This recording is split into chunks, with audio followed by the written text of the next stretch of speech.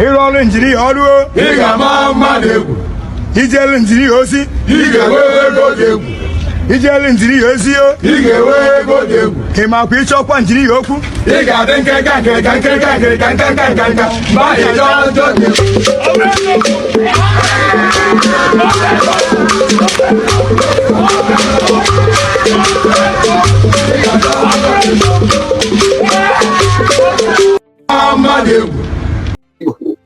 because of that, let's have Nigeria.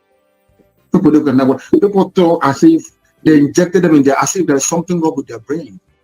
Haven't you seen that our dear sister Chimamanda? Because if you do good, we pardon you. If you mess up, you know, it's IPOB, we are too strong. We shred it to pieces. Today she has come back to her senses, saying she has what we are saying is correct. You may not like it because I am saying it. You may not like it because someone is saying it. You may not like it because family writers are writing about it. You may not like it because a blessing is saying it, but it is the truth. You can hide and run and speak all your grammar and all that. It is the truth. Fulani will kill you. They will take your land. They will take it. And the BBC will cover up for them. So you don't know. I feel sorry for the animals in the zoo. Zoological Republic.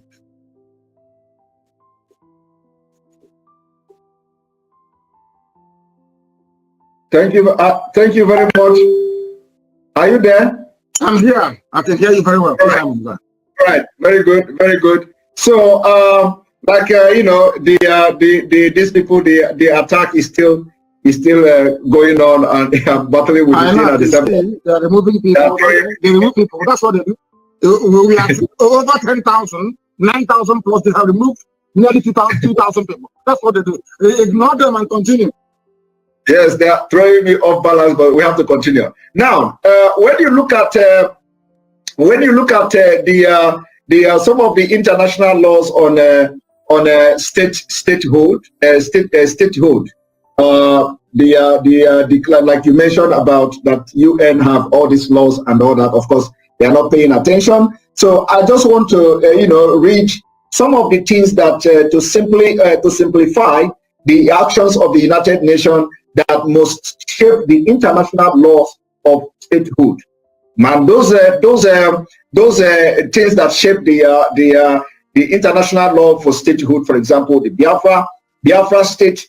If at a point, as this thing is going now, Biafra declared state, is this. There are the resolution passed by the General Assembly, the decision of the International Court of Justice, the law recording codification effort of International Law Commission, and the decision by the members of by the member to enter treaty, recognize or not recognize purported state. Now, there are in addition to this, there are three traditional criteria that could make people, indigenous people, to be regarded or to have a statehood. Because all these things I'm saying now is something that Biafra overqualified, like Biafra people overqualified. Now, the three traditional criteria is population, territory, and government. And then in defining or giving more meaning to all this, the three most basic and least controversial criteria of statehood come from Article 1. Article 1 of the Montevideo Convention of 1933.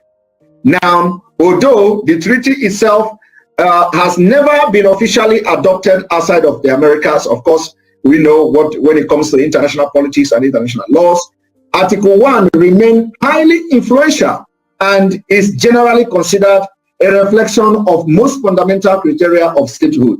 Talking about Biafra now, if what is going on, who knows anytime this year, who knows anytime next year, who knows anytime before 2023, if something happened that every nation in Nigeria begin to declare the statehood. Just for clarity. Now, the population, the first fundamental criterion is a permanent population. Simply put, the population of a potential state cannot be entirely composed of nomad or travelers based elsewhere. And now we are talking about the Fulanese. So you cannot, Fulani cannot have a statehood because they fall under the nomad, and or they are regarded as the travelers or they're based elsewhere. They cannot be regarded as population, and that is happening in Nigeria. This is in law. That is happening in Nigeria.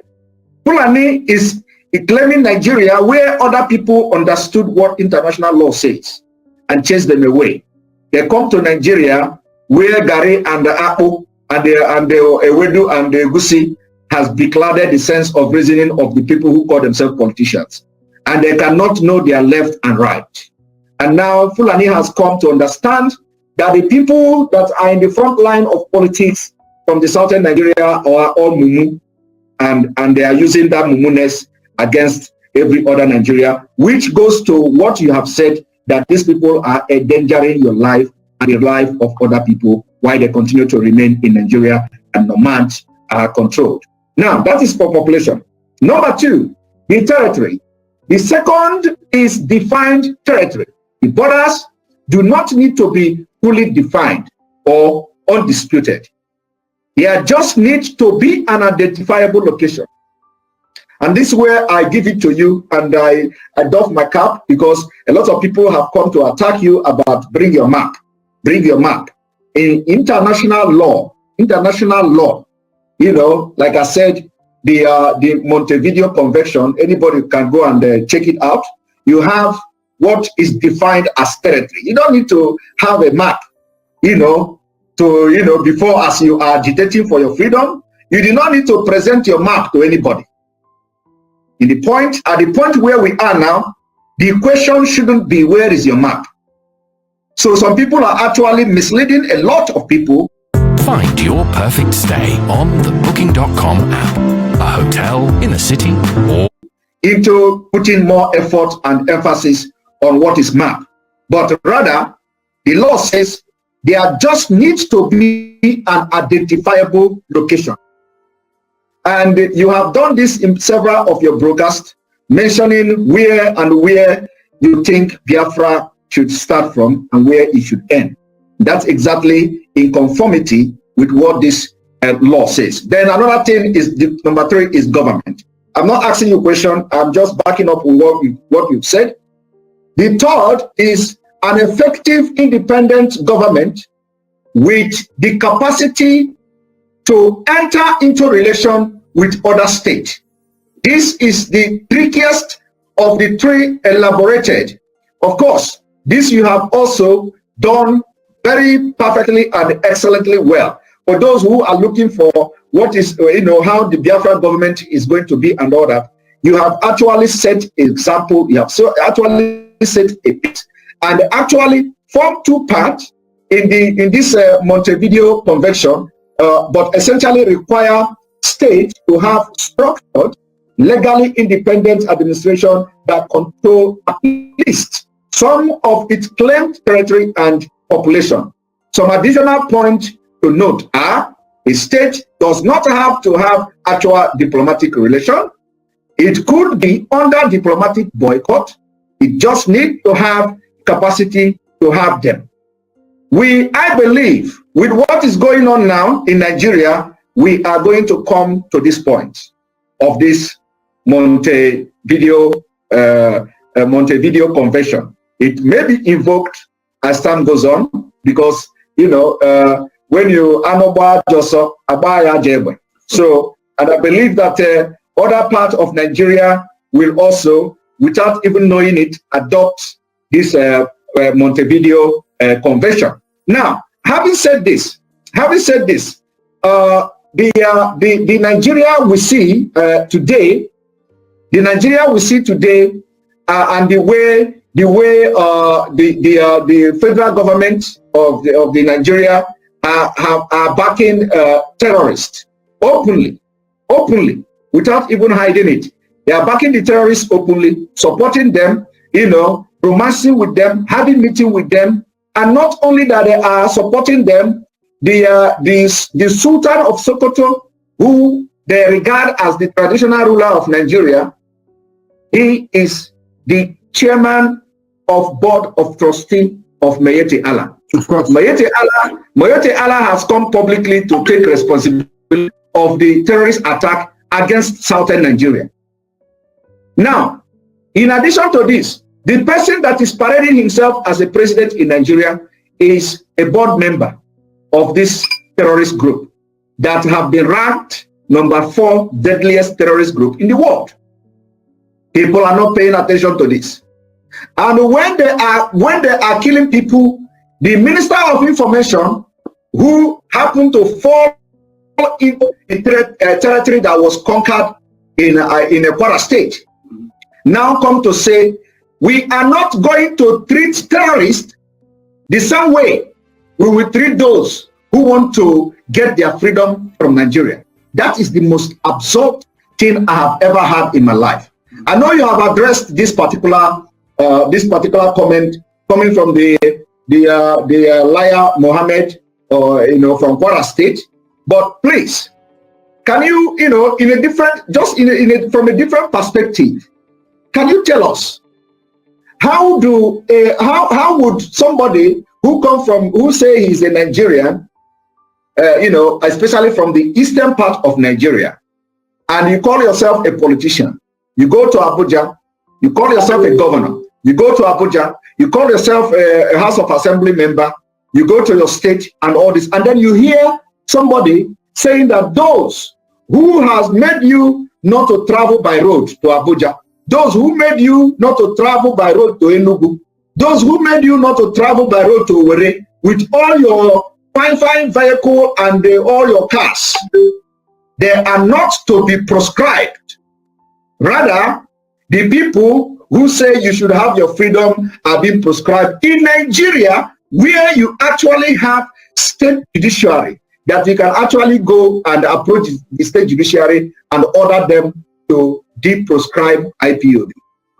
For the statement coming from that Minister of Information requires opposite reaction. Now, what do you have to tell our people who think this way, that after that statement, nobody has actually come out to say anything? At least I have not read. I have not read anybody. They will not come because they've been conquered.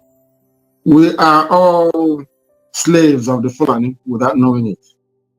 Not us anyway, no, maybe not IPOB, but the rest of the zoo. And I must thank you very much for the depth and for the depth of your research in terms of the Montevideo Convention. Montevideo is in Uruguay, for those who do not know. The reason why I never responded to those half-baked intellectuals that keeps talking rubbish about roadmaps, because they don't know anything. I am a student of contemporary politics. I actually read politics at the university in London. So when I hear some fools who are not educated talk about things that are above their station, I feel sorry for them. All of the indices you mentioned are very relevant. But I think the last one you alluded to is the most important. The United States of America, where I am today, went ahead to unilaterally recognize Kosovo as an independent nation. And today, Kosovo stands as an independent nation. It is your willpower, your determination to fight for what you believe in.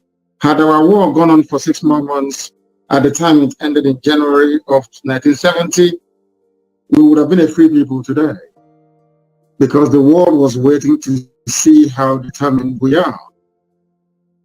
The reason why sometimes our people tend to not to understand the dynamics of international politics is because they are not well read. They are not well traveled. When we say it, they're arrogant. No, we're not being arrogant. It's just that we happen to be educated. And we know what we're doing. We know what we are talking about. We know what we're pursuing, and we know how to get it.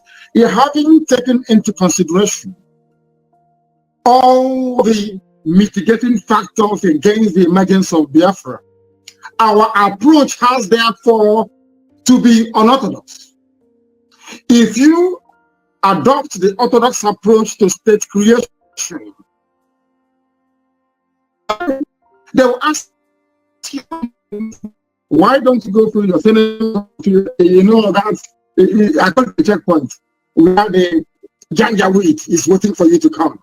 Once you come there, they swallow you up. That is the zoo called Nigeria for you. There is something that our people will need to understand. How many people are there in Liechtenstein? I think there are about 150,000 people or less. And Liechtenstein is a separate nation state today in Europe. Nobody is complaining.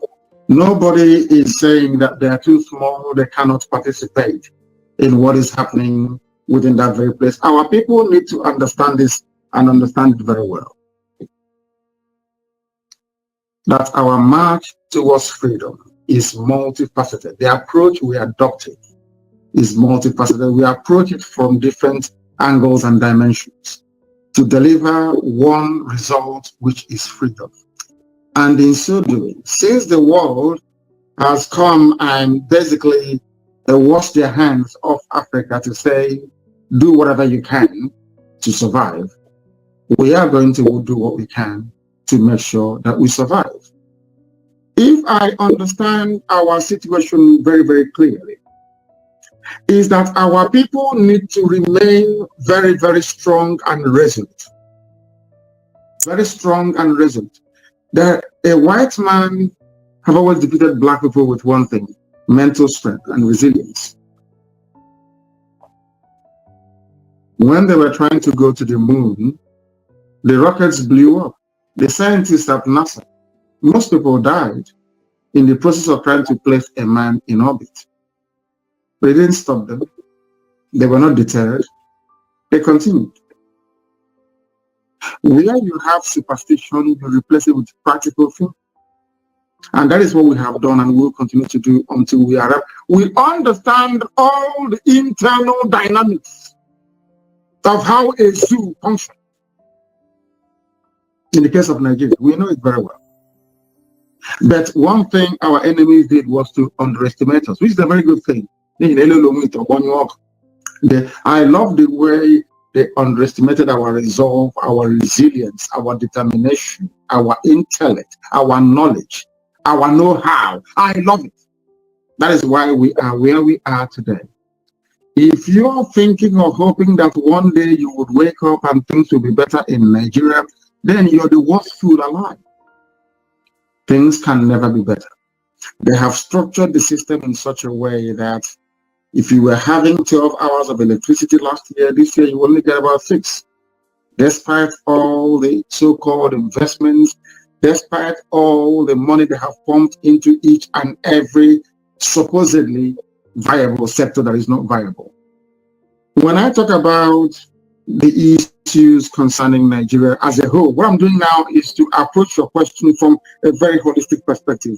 When you look at the issue of Nigeria and how hopeless it is, you don't need to look any further than the only thing that they produce naturally without any sweat or effort, which is crude oil and gas.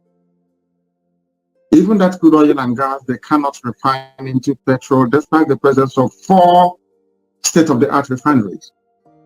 Instead, they gave license to a Fulani man to go and build his own special refinery. That means that all of us are slaves already, without knowing it. Until we realize, until the Oduduwa wake up one morning to say that the best way we can defeat these people is by the East and the West being together. The Yoruba and the Igbo, so to speak, Biafra and Oduduwa, must be together in order to defeat this, because Fulani people, they have one thing that we do not have. They have a godfather who is a member, who is one of the 5 permanent members at the United Nations Security Council, in this case, the United Kingdom. UK will never love you. They may respect you, but they will never love you. The only people they are interested in are the Fulani Janjaweed in the north. So Fulani has an advantage already. Therefore, the only way for us to counter them is through our resilience, our stubbornness, our determination, our never say die attitude, and our ability to work with our closest neighbors, in this case, the Oduduwa, to stand strong and to say enough is enough. If we allow what is happening today to continue to happen, I'm afraid we'll be having these discussions, and what we'll be saying is the number of people who have been killed, where the burials are taking place, because only us will talk about it. No major media in the world will. You don't have $30 billion. That's what the Fulanis have. Over $30 billion to lobby, to make sure that CNN doesn't do anything about your plight, to make sure that the BBC doesn't. And on top of this 30 billion war chest is their own girl who is at the UN lobbying on their behalf. And on top of that, you have Britain. Our work is cut out. But I do believe very strongly and without any provocation that we are going to triumph and prevail in the end. Because the God we serve is the Almighty God in heaven and not man. And if his words are to come true, which has gone across the ages, then Biafra is coming and nothing is going to stop it. Thank you.